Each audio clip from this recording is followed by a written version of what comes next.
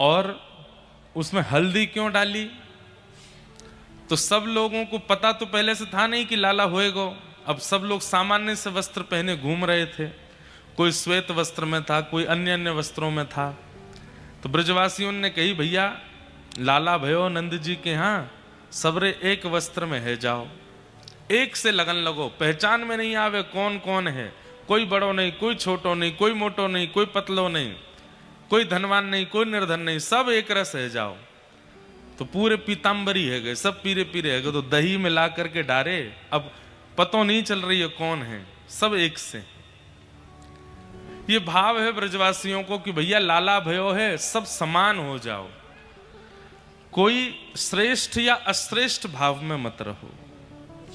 इसलिए दही में हल्दी मिलाया जाता है और फिर उसको महाराज उछालते हैं, सब लोग एक दूसरे के मुख पर लगाते हैं। कल मैं देख रहा था कई भाई लोग हमारे, वो तो उनको लगा कि ये केसर का दूध होगा, तो मुंह खोल के कह रहे महाराज डालो। मैंने कि बेटा मुंह में जाके जो होगा मैं भी बड़ा चतुर हैं तो ब्रजवासी हम, मैंने पूरा ही उड़ेलो वाके और फिर करे कैसी केसर है दधी काना में हल्दी है। अच्छा एक और बात, केसर का रंग उतर जाएगा पर हल्दी का रंग समय तक नहीं उतरता। मतलब ठाकुर जी के प्राकट्य की, ठाकुर जी के प्रादुर्भाव के उत्सव को रंग उतरे नहीं, इसलिए दही और उसमें हल्दी, बड़े बड़े भाव हैं। कल खूब आनंद आए सागर में। हमने वैसे ये दधी काना उत्सव जन्माष्टमी पर पहली बार किया था जयपुर की भक्तमाल कथा में पिछली साल। उसके बाद वहां जब उत्सव दर्शन किया सबने, हमारे ब्रज में तो होता ही है, राधाष्टमी पर पूरे ब्रज में होता है, जन्माष्टमी पर होता है, पर कथा में किया तो उसके बाद कई वैष्णवों का मन हुआ महाराज जी वहां भी करो, कथा में भी करो, तो फिर अन्य अन्य कथाओं में भी उसका उत्सव हुआ। पर इस बार हमारे शैलेंद्र जी का भी भाव रहा कि यहाँ पर भी हो दधी काना। तो नवंबर के महीना में आप सब लोगों के बीच में फिर कल दधी काना हुआ। हमें डर बहुत लगता है उत्सव करने में, क्योंकि संख्या इतनी ज्यादा होती है आप लोगों की। अपना तो चलो हम एक ही हैं, पर आप इतने हो, एक दूसरे पे गिर गए, किसी के लग गई, कल भी लगी तो होगी दो चारों के। देखो एक आवाज नहीं आ रही, आवाज नहीं आ रही पीछे भैया, इतने लोगन को आवाज ही नहीं आ रही है। अभी आनी बंद हुई है कि पहले से ही नहीं आ रही? अरे हम पूछ रहे हैं, तुम बाय बाय क्यों कर रहे हो? आवाज आ रही है कि नहीं? क्या कह रहे हैं, आ रही है कि नहीं आ रही? आ रही है, आ रही है नहीं आ रही, ऐसे ऐसे कर रहे हैं भैया सब। आ रही है? अच्छा, तो तुम टाटा कर रहे हो यार, बैठ जाओ अद्भुत हैं भाई सागर के लोग, लेकिन अद्भुत आनंद है। उत्सव कहते किसको हैं? जहां पर व्यक्ति अपनी देह की स्थिति को भूल जाए उसी को उत्सव कहते हैं।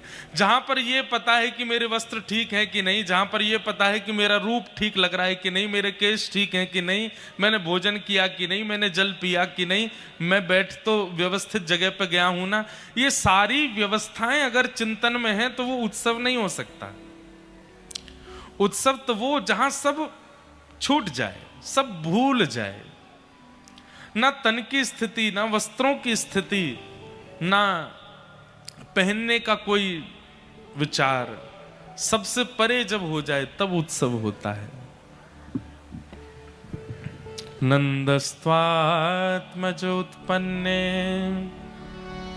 जाता ह्लादो महामनाः आहूय विप्रान् वेदज्ञान स्नातः शुचिरलंकृतः वाचयित्वा स्वस्तेनम जात कर्मात्मजस्य वै कारयामास विधिवत पितृदेवार्चनम तथा। नंद जी के घर लाला भयो है, और जैसे ही ये खबर पड़ी महाराज पूरे ब्रजमंडल में आनंद है गयो। सब आनंद में आए गए, सब नाचन लगे, सब उत्सव मनाने लगे। जुग जुग जीवेरी। आज की कथा में तो केवल लीला चलेगी। आज की कथा में ना ज्ञान है ना वैराग्य है, सब कोने बैठे हैं। आज तो केवल प्रेम है। सब ब्रजवासी गा रहे हैं जुग जुग जीवेरी यशोदा मैया तेरो ललना। जुग जुग जीवेरी यशोदा मैया तेरो ललना। हो जुग जुग जीवेरी यशोदा मैया तेरो ललना। जुग जुग जीवेरी यशोदा मैया तेरो ललना। अरे हाँ तेरो ललना नंद रानी तेरो ललना।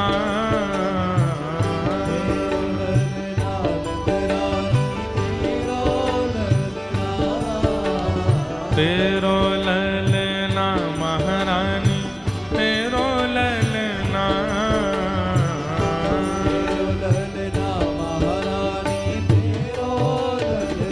ओ जुग जुग जीवेरी यशोदा मैया तेरो ललना।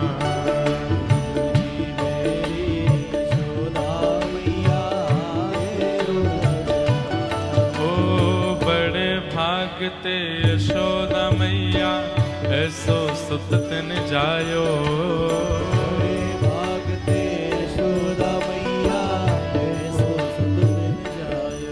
हाँ बड़े भागते यशोदा मैया ऐसो सुत तिन जायो।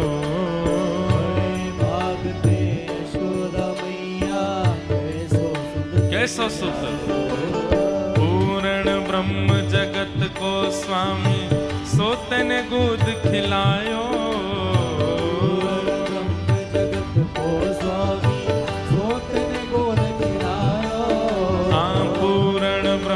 जगत को स्वामी सोतन गोद खिलायो। जगत को स्वामी सोतन गोद खिलायो। अरे आकू मगवा दे झूलन वा तेरो ललना। मगवा दे झूलन वा तेरो ललना। अरे आकू मगवा दे झूलन वा तेरो ललना।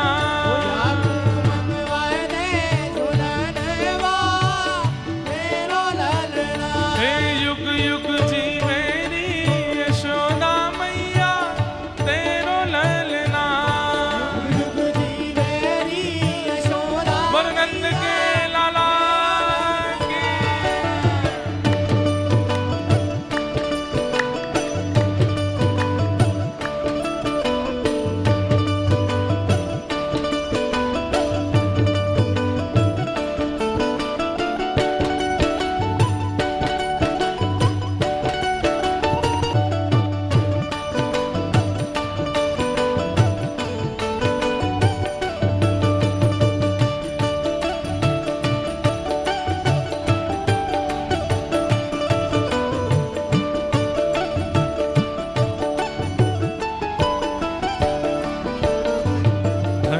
घड़ी जब होए यशोदा मैया कह के बोले।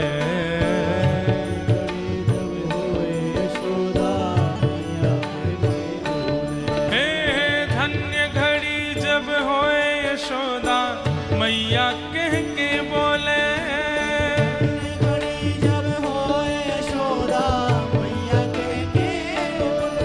और नूपुर बांध दो चरणन में घुटमन घुटमन डोले। नूपुर बांध हाँ नूपुर बांध दो चरणन में घुट मन डोले नूपुर बांध चरणन में घुट मन अरे पकड़े बाबा की उंगरिया तेरो ललना पकड़े बाबा की उंगरिया तेरो ललना युग युग जीवेरी यशोदा मैया तेरो ललना जुग जीवेरी यशोदा मैया तेरो ललना अरे हाँ तेरो ललना नंद रानी तेरो ललना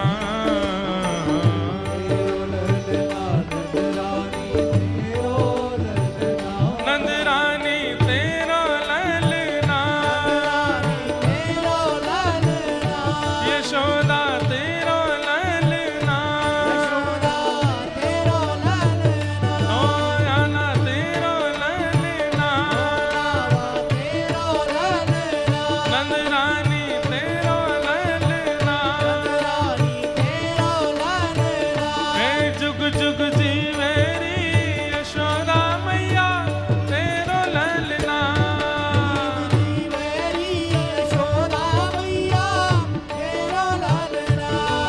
हे नंद गारा नंद भायो नंद गारा नंद भायो हमें अभी हम आए तो कोई बोल रहा था महाराज जी 20-25 किलो दही और बची है आप कहें तो उड़वा दें हमने कही हम पे मत डालना हम तो वैसे बीमार हैं कई लोग अभी से 2-4 तो निकल लिए बाहर अरे कोई दही नहीं पड़ रहा है चिंता मत करो यहाँ तो प्रेम रस ही आप लोगों पर गिर रहा है ये कथा रूपी दही ही आप सबको सुना रही है हे नंद गारा नंद भायो हे नंद गारा नंद भायो हे हाथी दीने घोड़ा दीने हाँ बालकन को लाडू पेड़ा हे नंद घारा नंद भायो नंद जू के लाला भयो हे यशोदा के लाला भयो हे नंद गारा नंद भयो हे नंद गारा नंद भयो हे नंद गारा नंद भयो हे नंद गारा नंद भयो जय जय श्री राम जय जय श्री राम जय जय श्री राम अवाद्यन्त विचित्राणि वादित्राणि महोत्सवे कृष्णे विश्वेश्वरे नन्ते नन्दस्य व्रजमागते गोपाः परस्परं दृष्ट्या ददिच्छीरघृताम्बुभिः आसिञ्चन्तो विलम्पन्तो नवनीतैश्च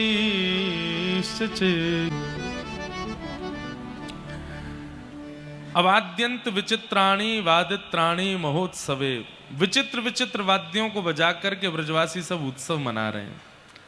एक पंक्ति गाते हैं हाथी दीने घोड़ा दीने और दीनी पालकी। नंद बाबा अपने लाला के हैवे की बधाई में जी भर करके लुटा रहे हैं। अब इससे एक बात प्रमाणित होती है, बहुत ध्यान से सुनिएगा सब लोग। नंद बाबा कौन है? हम जीवात्मा नंद बाबा हैं। और जब कभी भी हमारे हृदय रूपी नंद भवन में श्री कृष्ण प्रकट होंगे तो हमारी वही स्थिति होगी जो नंद बाबा की है। क्या स्थिति है? लुटाने की। संग्रह का भाव चला जाएगा ठाकुर जी जीवन में आएंगे तो। आपके जीवन में ठाकुर जी आ रहे हैं या आ चुके हैं, इसका संकेत क्या है? संग्रह वृत्ति खत्म हो जाएगी तो फिर क्या होगी? प्रदान वृत्ति प्रारंभ हो जाएगी, देने की वृत्ति। अगर आज भी आपके मन में यह भाव आता है कि जितना हो सके संग्रह कर लिया जाए, इकट्ठा कर लिया जाए, इसको एकाग्रत कर लिया जाए, तो समझिए अभी ठाकुर जी कोसों दूर हैं आपसे। लेकिन कभी ऐसा मन हो जाए, विक्रय करने का मन हो, देने का मन हो, और हम तो कहते हैं लुटाने का मन हो। अब इसमें एक बात सोचिएगा, अपनी इच्छाओं की पूर्ति के लिए जो लोग लुटाते हैं अपने ही ऊपर, उनके लिए बात नहीं हो रही है यहां पर। या अपनों की वृद्धि के लिए जो लुटाते हैं वो नहीं, अपरिचितों के लिए भी सेवा में लुटा रहे हैं, किसी की असहाय की भी सहायता कर रहे हैं। पता चलता है कि अपने पास भी इतना नहीं है लेकिन फिर भी दूसरों की सेवा में व्यय कर रहे हैं। ऐसी स्थिति चित्त में आ जाए और देने में संकोच नहीं होता, देने में कष्ट नहीं होता, देने में कोई चिंता नहीं होती, देने में आनंद आने लगे, तब समझो ठाकुर जी आ गए। या तो आ गए या आ रहे हैं, रास्ते में हैं। ठाकुर जी आएंगे तो संग्रह का मन नहीं करेगा। ठाकुर जी जीवन में आएंगे तो दूसरा लक्षण क्या है? सबके प्रति प्रीत, सबसों नेह। जिसको देखोगे उसमें गुण दिख जाएगा, किसी में दोष नहीं दिखेगा। हमारे हरिराम व्यास जी, जिनकी हम चर्चा परसों सुन रहे थे कथा में, इतना सुंदर वर्णन करते हैं उनकी लीला में कि हरिराम व्यास जी हर व्यक्ति को ठाकुर जी के गुण से देखते थे। अगर कोई क्रोधी है तो हरिराम व्यास जी कहते, जय हो परशुराम जी आ गए, प्रणाम करो। अगर कोई हाइट में छोटा है, कई लोगों की हाइट ज्यादा बढ़ नहीं पाती, 3, साढ़े 3, 4 फीट पे ही डी एंड हो जाते हैं, उनको देख करके लोग कहते हैं देखो नाटे रह गए, छोटे रह गए। लेकिन हरिराम व्यास जी जब छोटे लोगों को देखते तो कहते, ओहो जय हो, बड़ी कृपा। बोले क्या हुआ? बामन भगवान आए हैं, छोटे से हैं। कोई बहुत श्याम वर्ण का है तो कृष्ण है, कोई बहुत गंभीर है तो राम है। हरिराम व्यास जी किसी को भी दोष दृष्टि से नहीं देखते थे, सब में ठाकुर जी का अनुभव। ठाकुर जी जब जीवन में आएंगे तो ऐसे ही हो जाओगे, सबकी खूबियां दिखने लगेंगी, सबकी अच्छाइयां दिखने लगेंगी। ठाकुर जी जीवन में आएंगे तो मौन रहना शुरू कर दोगे। एक बात बताएं आपको, सारी लड़ाइयों की जड़ क्या है? बोलना। सारी लड़ाइयों की जड़ है लूली बाई। हमने जीव का नाम रखा है लूली बाई। कौन सी बाई? हाँ, इनके अंदर एक भी हड्डी नहीं है, लूली बाई है, पर पूरी हड्डियां तोड़वाने की सामर्थ्य रखती हैं। आपकी सारी हड्डियां ये तोड़वा सकती हैं, आपके पूरे जीवन को नरक बना सकती है ये लूली बाई। चाहे आप कितनी भी कैल्शियम की गोलियां खा लो, सब जगह की हड्डियां मजबूत हो जाती हैं, पर ये लूली ही रहती हैं। परंतु इनके कारण आपका जीवन बिगड़ जाता है, बन जाता है, श्रेष्ठ हो जाता है, सब कुछ होता है। नरकगामी भी यही करवा देंगी और भगवत प्राप्ति भी यही करवाएंगी। इसलिए ये बहुत खतरनाक है। जब इनसे कुछ कहने की इच्छा कम हो जाए, मौन रहने का मन होने लगे, और मौन व्यक्ति दो स्थिति में होता है, या तो अत्यंत दुखी व्यक्ति मौन होता है, या फिर अत्यंत विवेकी व्यक्ति मौन होता है। जिसका ज्ञान पच जाता है ना, जैसे ज्ञान की भी अपच होती है कई लोगों को। ज्ञान की अपच कैसी होती है? ज्ञान लेने के बाद सबको सुनाने का मन हो जाए। ओ सुनो, तुम बैठो, हम तुमको एक बात बताते हैं, तुम इधर आओ, तुमको एक बात, तुम क्या जानो, हमसे पूछो। ये ज्ञान की अपच है। और ज्ञान का पाचन जिनका हो जाता है वो कैसे हो जाते हैं? नहीं, आप जो कह रहे हैं वही ठीक है, वही बढ़िया है। और फिर जब पूरी सभा हो जाती है तब 2-4 गुणी लोगों को बुला, भैया देखो इन्होंने जो कहा सब ठीक है, आप इनकी बात तो माननी है, परंतु मूल बात ये है। ये ज्ञानी, ये विवेकी व्यक्ति का लक्षण है। ज्ञान जब पच जाता है तब व्यक्ति विवेकी बनता है। और हमारे गोस्वामी तुलसीदास जी कहते हैं, बिनु सत्संग विवेक न होई, राम कृपा बिन सुलभ न सोई। मेरे सागर के भैयाओं, तुम्हारे हाथ जोड़ूं, ये एलईडी पे तुम चढ़ गए हो, किसी पे गिर गई तो भैया नीचे आ जाओ, ऐसे मत करो। बेचारे कई लोग तो एलईडी कोई व्यास जी समझ के कथा सुन रहे हैं, पता चली थोड़ी देर में व्यास जी कूद पड़े ऊपर से वहां करंट होगा, कोई तार वार लग जाएगा। ऊपर मत चढ़िए, सब लोग नीचे बैठ के कथा सुन लो, खड़े खड़े सुन लो बाहर। हाँ, खड़े रहने तो बस, एलईडी के ऊपर मत चढ़ो। हाँ, धन्यवाद आपका, जय हो। वाह भैया, अगली बार 3 पंडाल बनवा देंगे, एक यहां, एक इधर, एक इधर, फिर बैठना आप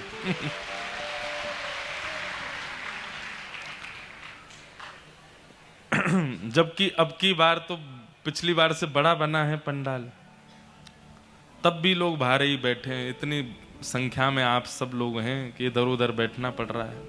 अच्छा, एक बात बोले हम आपको, हम किसी और शहर का नाम नहीं लेंगे, पर हमने एक शहर में आप लोगों की बड़ी प्रशंसा की थी।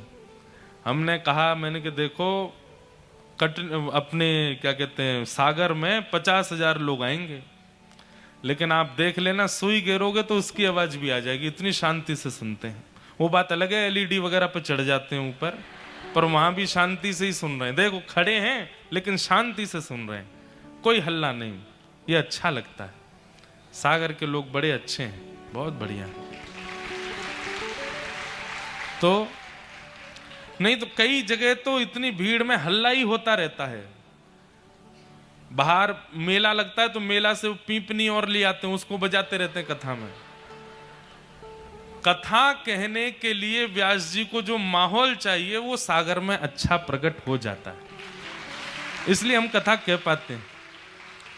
नहीं तो टाइम पास होता है, 3 घंटा कब पूरे हो हम भी प्रणाम करके चलें। यहाँ के लोग सुनते हैं, अच्छा लगता है। बस कोई घटना ना घटे इसका ध्यान रखना। हाँ, तो क्या बता रहा था मैं? ज्ञान की अपच। कई लोगों को ज्ञान पचता नहीं, और जब ज्ञान पचता नहीं है तो वो क्या करते हैं, सब जगह अपना ज्ञान बताते रहते हैं, देते रहते हैं।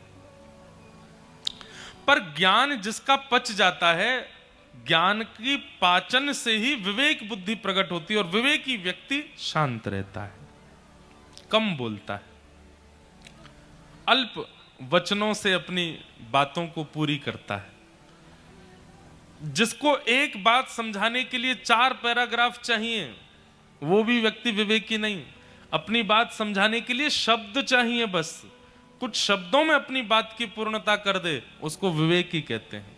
और ऐसा व्यक्ति मौन रहता है, शांत। आपको पता है व्रत 2 ही होते हैं, एक तो अन्न का व्रत और एक मौन व्रत। इन दोनों का व्रत क्यों किया जाता है पता है आपको? क्योंकि इन दोनों से ही हमारी आयु घटती है।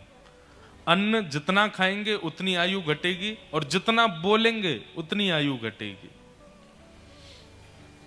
जब हमने ये बात सुनी तो हमने सोचा भाई हमारी आयु तो फिर बहुत जल्दी घट जाएगी। 4 घंटा तो हमको बोलते ही रहना है नॉन स्टॉप, गाना भी है, बोलना भी है, उसके अलावा भी आगे पीछे बोलना। तो हमारे गुरुदेव ने एक बहुत अच्छी बात कही, जो विषय वार्ता करते हैं, विषय वार्ता मतलब संसारी चर्चा, जो विषय वार्ता करते हैं, संसारी चर्चा करते हैं, उनका बोलना बोलना माना जाता है। और जो भगवत चर्चा करते हैं, भगवत चर्चा भी उनकी मौन ही मानी जाती है। अभी भी हम मौन ही हैं। अगर देखा जाए तो हम हर दिन 5 घंटे मौन हैं। क्यों? 3 घंटे केवल भगवत चर्चा कर रहे हैं, ये मौन है। इसमें आपका मौन टूटता नहीं है, इसमें वाणी की जो खपत होती है वो होती नहीं है। ये मूलतः श्रेष्ठ ही है। तो इसलिए कम बोलिए। मौने च कलहो नास्ति, एक नियम हमारे कहने से अगर सागर वाले बना सकें तो हम आपको सत्य बता रहे हैं, आप वो प्राप्त करेंगे कि आप हमको याद रखोगे। दिन भर में 1.5 से 2 घंटा सूर्य उदय और सूर्य अस्त के बीच में मौन होना शुरू हो जाइए। रात्रि में नहीं, सूर्य जब आकाश में हो उस बीच में 1.5-2 घंटे का मौन निश्चित कर लीजिए, इतने बजे से इतने बजे तक हम मौन रहेंगे। और मौन का मतलब यह नहीं है कि मुख से तो बोल नहीं रहे लेकिन मैसेज चल रहे हैं धुआंधार, व्हाट्सएप चल रहा है, फेसबुक चल रही है। नहीं, मौन का मतलब है कि किसी भी प्रकार के विचारों का आदान प्रदान होना ही नहीं है। वो मौन आप अनुभव करेंगे, एक विशिष्ट शांति, एक विशिष्ट धैर्य चित्त में आएगा, एक विशिष्ट ठहराव आपके जीवन में आने लगेगा मौन से। तो ठाकुर जी जीवन में आएंगे तो क्या होगा? सबसे पहला, संग्रह का मन नहीं होगा, लुटाने का मन होगा। ठाकुर जी जीवन में आएंगे तो क्या होगा? दोष दिखने बंद होंगे, गुण दिखने प्रारंभ होंगे। ठाकुर जी जीवन में आएंगे तो क्या होगा? कौन कोई चिल्ला रहे हैं वहां पे, उनको कह दो धीरे बोलें थोड़े। ठाकुर जी जीवन में आएंगे तो क्या होगा? मौन रहना प्रारंभ कर दोगे। और एक अंतिम बात बता दूं, ठाकुर जी जीवन में आएंगे तो क्या होगा? नेत्र अत्याधिक सजल ही रहेंगे, नेत्र सूखे नहीं रहेंगे।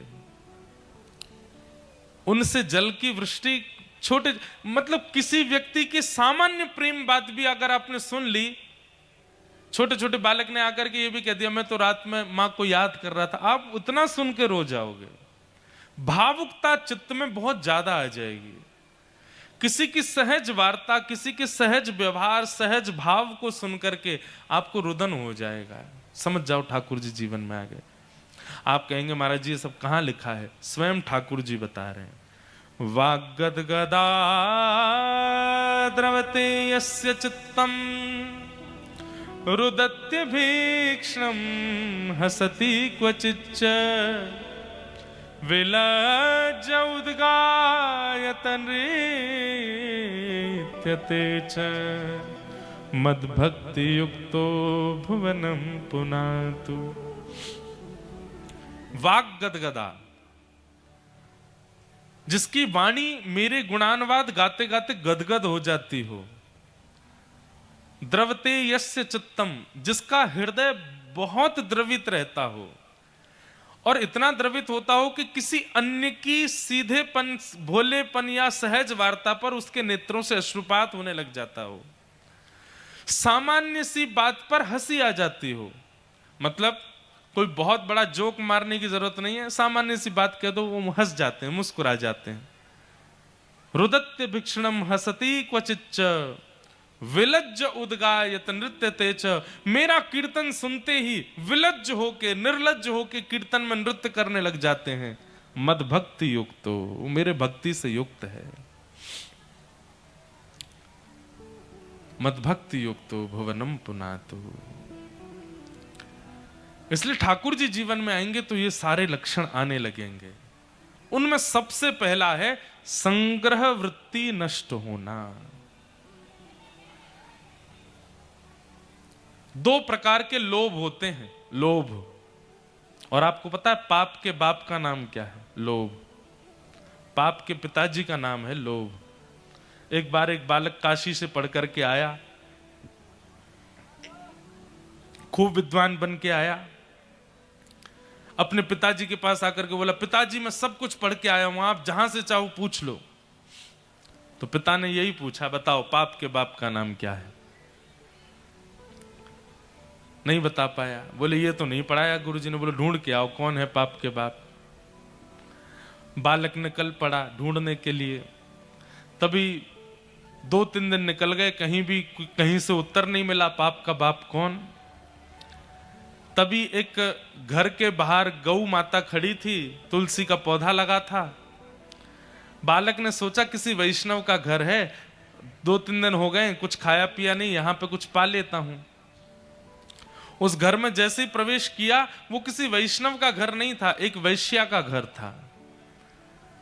तो वैश्या ने जैसे ही बालक को देखा, ब्राह्मण बालक, त्रिपुंड लगाए, शिखा रखी है, धोती पहन करके, हाथों में वेद लगे हैं, तुरंत वैश्या आई जल का पात्र लेकर के, महाराज जलपान कीजिए।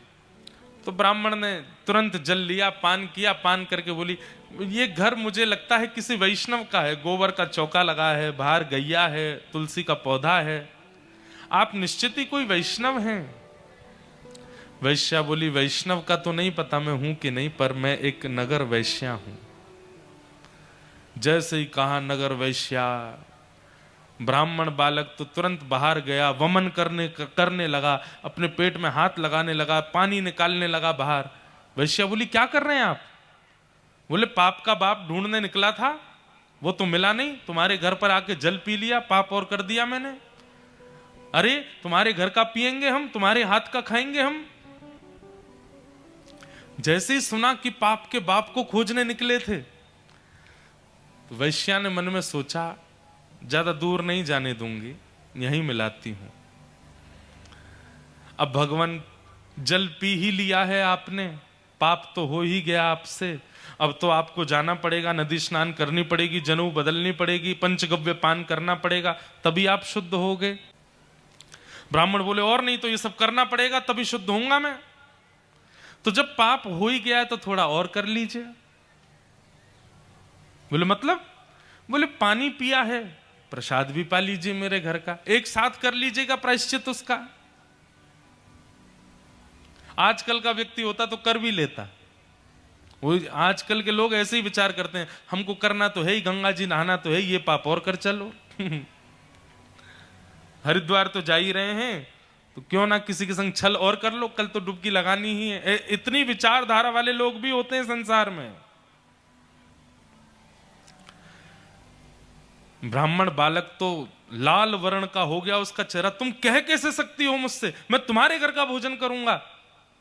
वैश्या बोली, कितने दिन हो गए आपको घर से निकले? बोले, 3 दिन हो गए। कुछ पाया? बोले, नहीं पाया। अब पाप का बाप पता नहीं कल मिले, परसों मिले, कब मिलेगा, कब तक भूखे रहोगे आप, कुछ पा लीजिए। मैं कहीं और पालूंगा, तेरे घर का नहीं पाऊंगा। इतने दिन से आप अकेले घूम रहे हैं, आपके पास धन भी नहीं होगा, मेरे घर अगर आप प्रसाद पाएंगे तो मैं दक्षिणा में 5 सोने की मोहर आपको प्रदान करूंगी, और फिर बाद में प्रायश्चित तो आप कर ही लोगे, कम से कम 4-5 दिन के लिए कुछ हो तो जाएगा आप पे व्यवस्था। 5 सोने की मोहर। बालक ने कहा, 5 सोने की मोहर, ठीक है, मैं पा तो लूंगा, लेकिन मैं अपने हाथ से बनाऊंगा, तुम्हारे हाथ से बना हुआ नहीं पाऊंगा। हाँ ठीक है, मैं सीधा सामान दे देती हूं, आप बना लेना। आटा दाल चावल सब रख दिया, गोबर का चौका लगा दिया, बोले आप बना लीजिए। बालक, ब्राह्मण बालक जैसे ही बैठा बनाने के लिए, वैश्या आई, आकर के बोली, मुझे बहुत कष्ट हो रहा है, मैं देख नहीं पा रही हूं, आप मेरे सामने बैठ के अपने हाथ से बना रहे हैं, मैं 5 की जगह 10 सोने की मोहर दक्षिणा में दे दूंगी, मुझे बनाने दीजिए ना, ये अवसर मुझे कब मिलेगा? ठीक है, तुम बना लो, लेकिन गंगा जल में बनाना। ठीक है, प्रसाद बनाया, बना करके थाली में परोस दिया। ब्राह्मण जैसे ही पाने के लिए बैठे, वैश्या ने कहा, आपकी आज्ञा हो तो एक कवल में अपने हाथ से तोड़ के खिलाऊं आपको, अपने हाथ से। अब मुझ पर तो भूले भटके कृपा होगी आपकी, जानबूझ के तो आप मेरे घर आओगे नहीं, अब आ ही गए हो तो इतना भी मुझे सौभाग्य दे दो, एक ब्राह्मण को मैं अपने हाथ से खिलाऊं। ब्राह्मण बालक बोला, तुम कैसे सोच सकती हो, तुम्हारे हाथ से कैसे पाऊंगा मैं? अब मेरे घर का पानी नहीं पी सकते, भोजन नहीं कर सकते, मेरे हाथ का बना नहीं खा सकते, ये सब तो हो ही गया, तो मेरे हाथ से भी खा लो। ब्राह्मण बोले, बिल्कुल नहीं, 15 सोने की मोहर दूंगी दक्षिणा में, मेरे हाथ से पालो। ठीक है, एक कवल खिलाना, फिर बाद में मैं अपने आप खाऊंगा। बोला, हाँ ठीक है। एक कवल जैसे उठा के दिया, वैश्या ने कवल मुख में दे करके और एक हाथ घुमा करके दिया गाल पर। ताम्रवर्ण हो गया। क्या करती हो? बोले पाप के बाप से मिलवा रही हूं आपको। पाप का बाप कैसे? आप मेरे घर का पानी पीते हैं? नहीं पीते। क्यों पिया? बोले वो तो मैंने अनजाने में पिया। अनजाने में पिया तो फिर मेरे घर का भोजन क्यों किया? बोले वो तुम्हारी बड़ी श्रद्धा थी। बोले झूठ मत बोलिए, सोने की मोहर के कारण आपने किया। 5 सोने की मोहर के कारण मेरे घर का भोजन स्वीकार कर लिया, 10 सोने की मोहर के कारण मेरे हाथ का बना स्वीकार कर लिया, और 15 सोने की मोहर पर आप मेरे हाथ से खाने तक को राजी हो गए। अपने पिताजी को जाके बता दीजिए, पाप के बाप का नाम है लोभ। एक लोभ आपसे क्या क्या करवा देता है, ये आप खुद विचार करो। एक लोभ, सत्य बता रहे हैं बंधुओं हम आपको, लोभ के वशीभूत लोभ के फलस्वरूप ही व्यक्ति जब अपना जीवन जीने लग जाता है, उस व्यक्ति से पाप बनेगा ही बनेगा। आप सागर क्यों जा रहे हैं? अगर कोई लोभ है उसके पीछे, आप पाप भी करोगे। सागर क्यों जा रहे हैं? बोले कथा सुननी है और कोई लोभ नहीं है, कथा सुनानी है और कोई लोभ नहीं है, वार्ता करनी है और कोई लोभ नहीं है। लोभ विहीन होकर के जब क्रिया करोगे पाप से भी बचोगे। लेकिन आपकी क्रिया के पीछे एक लोभ है। आपने विवाह भी लोभ के चक्कर में किया, आपने मित्रता भी लोभ के चक्कर में की, किसी के साथ संबंध भी लोभ के चक्कर में बनाया। किसी भी रूप में लोभ विद्यमान है। और लोभ का मतलब कारण, आपका स्वार्थ लाग करहि सब प्रीति सुर नर मुनि जन की यह रीति। एक स्वार्थ यदि आपका उसके पीछे स्वार्थ ही लोभ है तो आपसे पाप बनेगा। बिना कारण अकारण लोभ रहित होकर के जब क्रिया होती है तब वह पाप विमुक्त करती है। अगर लोभ युक्त होकर के हो, अब लोग गिरिराज जी की परिक्रमा लगाने जाते हैं 22 किलोमीटर की परिक्रमा लगाते हुए लोगों से पूछो भैया काय को आए हो परिक्रमा लगाने? अब बेटा की नौकरी नहीं लग रही, या हमारे लगाने आए हैं। लोभ। दूध क्यों चढ़ा रहे हैं शंकर जी पे? वो नहीं हो रहा है इसलिए चढ़ा रहे हैं। लोभ। और फिर लोभ तो स्वयं करते हैं, ठाकुर जी को लोभ और दे देते हैं। अगर मेरा ये काम बन गया तो मैं आपके लिए ये करवा दूंगा। ठाकुर जी कहते हैं वारे लोभी, स्वयं भी लोभ करके आया और मुझे और लोभ दे के जा रहा है कि मेरा ही काम करवा दो तो मैं आपका ये कर दूंगा, आपके लिए सोने का छत्र चढ़ा दूंगा, आपका मंदिर का द्वार बनवा दूंगा। लोभ पाप का बाप है, उससे बचिए। ब्राह्मण ने तुरंत वैश्या के चरण पकड़े, मां मुझे क्षमा कर दो, मैंने केवल आपकी बात सुनकर के आपके आचरण पर और आपके चरित्र पर मैंने विद्या। ब्राह्मण ने तुरंत वैश्या के चरण पकड़े, मां मुझे क्षमा कर दो, मैंने केवल आपकी बात सुनकर के आपके आचरण पर और आपके चरित्र पर मैंने कुदृष्टि रखी, पर आप तो मेरी गुरु हो। आपने जो विद्यालय में 5 साल में नहीं सीख पाया मैं, वो आपने 15 मिनट में मुझे बता दिया। पाप का बाप कौन? लोभ। लोभ नहीं करना है। ठाकुर जी जब जीवन में आएंगे तो लोभ जाएगा, लोभ निकलेगा। नंद बाबा का लोभ जा चुका है, अटारी पे खड़े है करके लुटा रहे हैं महाराज, भर भर के लुटा रहे हैं नंद बाबा। हाथी दीने, घोड़ा दीने, और दीने पालकी, बालकन को लाडू पेड़ा, बूढ़े को लापसी, कड़े दीने, छड़े दीने, दीनी मुक्ता माल की, सबको प्रदान कर रहे हैं। 6 दिन के ठाकुर जी भय, तभी पूतना नाम की राक्षसी आई और पूतना रूप बदल। गोपी चित चोर प्रभु, जय जय माखन चोर।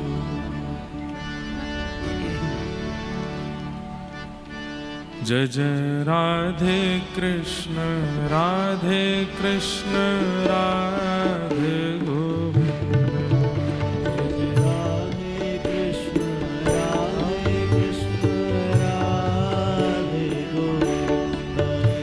जय राधे कृष्ण राधे कृष्ण राधे गोविंद। जय राधे कृष्ण राधे कृष्ण राधे। जय जय राधे कृष्ण राधे कृष्ण राधे गोविंद। जय जय राधे कृष्ण राधे कृष्ण राधे गोविंद। जय जय राधे कृष्ण राधे कृष्ण राधे गोविंद। जय जय राधे कृष्ण राधे। जय जय राधे कृष्ण राधे कृष्ण राधे गोविंद। जय जय राधे कृष्ण राधे कृष्ण राधे गोविंद। हे नंद जी को छैया बलभद्र जी को भैया लाल। नंद जी को छैया बलभद्र जी को भैया लाल। नंद जी को छैया बलभद्र जी को भैया लाल। नंद जी को छैया बलभद्र जी को भैया लाल। या को मुख देखे ते कटत यम फंद।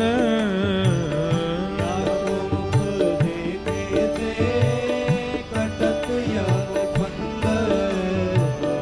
या को मुख देखे ते कटत यम फंद। या को मुख देखे ते कटत यम फंद। जय जय राधे कृष्ण राधे कृष्ण राधे गोविंद। जय जय राधे कृष्ण राधे कृष्ण राधे गोविंद। हे जय जय राधे कृष्ण राधे कृष्ण राधे गोविंद। राधे कृष्ण राधे। बोल वृंदावन बिहारी लाल की।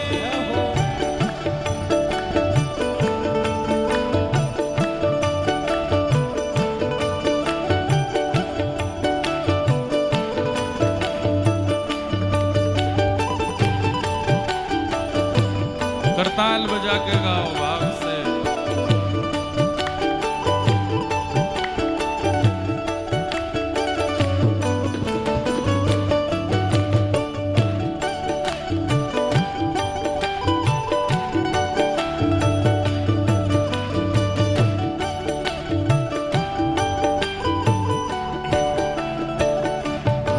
ओ केशव जी कल्याण गिरिधरण छबीले लाल।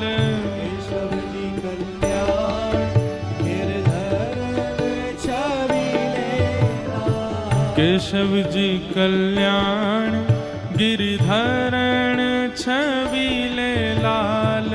केशव जी कल्याण गिरधरण छबीले लाल। मदन मोहन श्री वृंदावन चंद्र। मदन मोहन श्री वृंदावन चंद्र। ओ मदन मोहन श्री वृंदावन चंद्र। मदन मोहन श्री वृंदावन चंद्र। ओ जय जय राधे कृष्ण राधे कृष्ण राधे गोविंद। राधे कृष्ण राधे गोविंद। हे भजो राधे कृष्ण राधे कृष्ण राधे गोविंद। राधे कृष्ण राधे गोविंद। भजो राधे कृष्ण राधे कृष्ण राधे गोविंद। राधे कृष्ण राधे कृष्ण राधे गोविंद। भजो राधे कृष्ण राधे कृष्ण राधे गोविंद। राधे कृष्ण राधे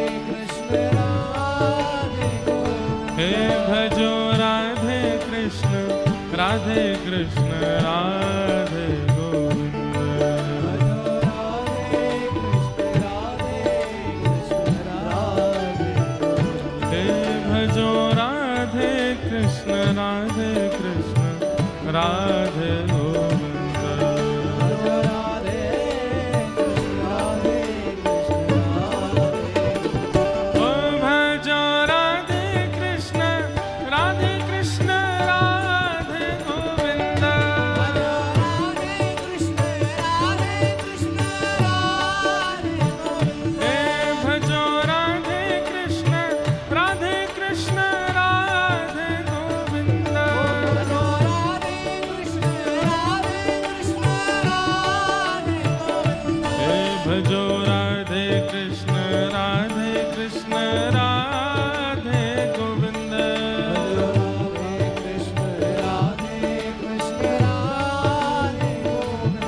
भजो राधे कृष्ण राधे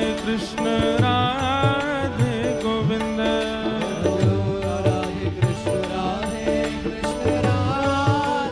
हे भजो राधे गोविंद हे भजो राधे गोविंद हे जपो राधे गोविंद भजो राधे गोविंद भजो राधे गोविंद भजो राधे गोविंद हे जपो राधे गोविंद हे भजो राधे गोविंद हे भजो राधे गोविंद हे भजो राधे गोविंद हे भजो राधे कृष्ण राधे गोविंद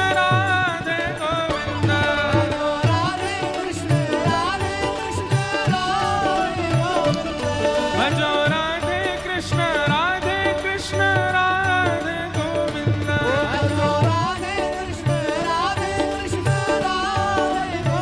ओ जय राधे राधे श्री राधे राधे जय राधे राधे श्री राधे राधे जय राधे राधे श्री राधे राधे जय राधे राधे श्री राधे राधे ओ जय राधे राधे श्री राधे राधे जय जय राधे राधे श्री राधे राधे जय जय राधे राधे श्री राधे राधे जय राधे राधे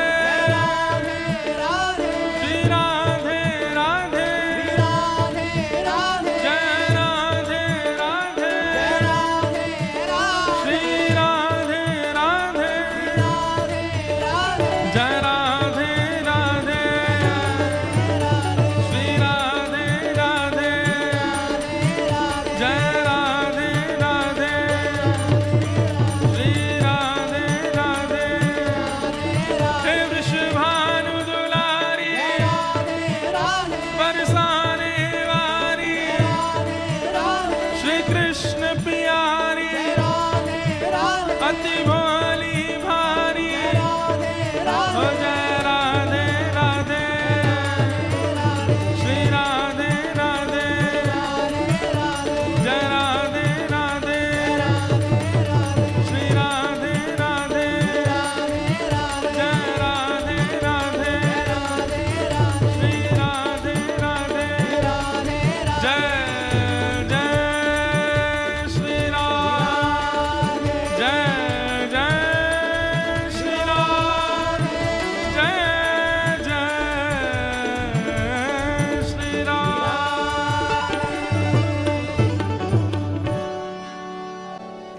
बोलो वृंदावन बिहारी लाल की श्री राधा रमण लाल की श्री राधा वल्लभ लाल की श्रीमद्भागवत महापुराण की सब संतन की सब भक्तन की सब विप्रन की 84 कोस ब्रजमंडल धाम की, गिरिराज धरण की, श्याम सुंदर श्री यमुने महारानी की, अनंत बलवंत श्री हनुमान जी महाराज की, देवादिदेव महादेव शंकर भगवान की जय। जय जय श्री राम, जय जय श्री राम, जय जय श्री राम।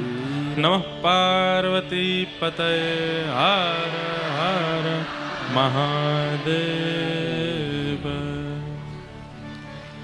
परम मंगलमय परात्प्रखलेश्वर, अकारण करुणा वरुणालय भक्तवांछा कल्पतरु, तड़िद्वित विनिंदित पीतांबरधारी श्री बालकृष्ण लाल की, प्यारे गिरधर लाल की शब्दमयी वाणीमयी वांगमयी प्रतिमूर्ति,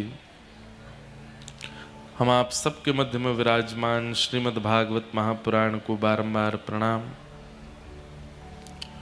संत जनों के परमाशीर्वाद से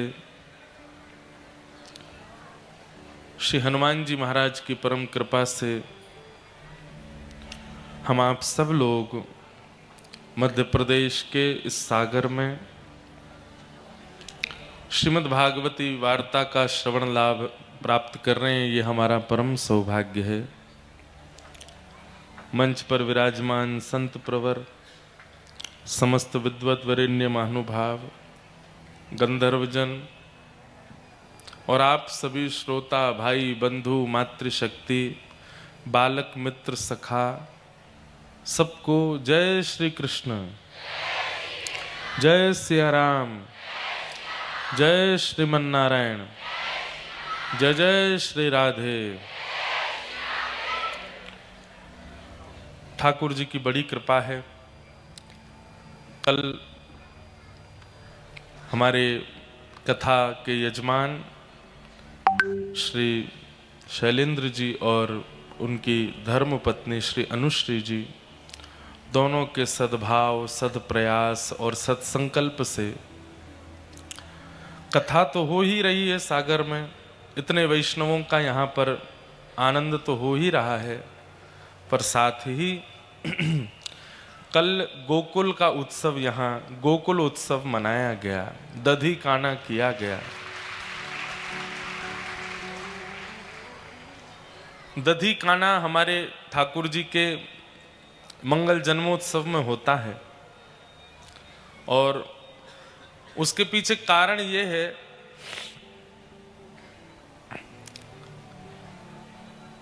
कि जब नंदोत्सव मनाया गया पूरे ब्रजमंडल में, तो जब उत्सव मनाते हैं तो बहुमूल्य वस्तु को प्रस्तुत करते हैं। बहुत ध्यान से सुनिएगा, जब उत्सव मनाते हैं तो बहुमूल्य वस्तु को प्रस्तुत करते हैं। गौ रसों में दही जो है वो बहुत बहुमूल्य है। गौ के जितने भी रस हैं, प्रारंभिक रस तो दूध है, दूध को जमाओ तो वही दही बनता है, और फिर दही से ही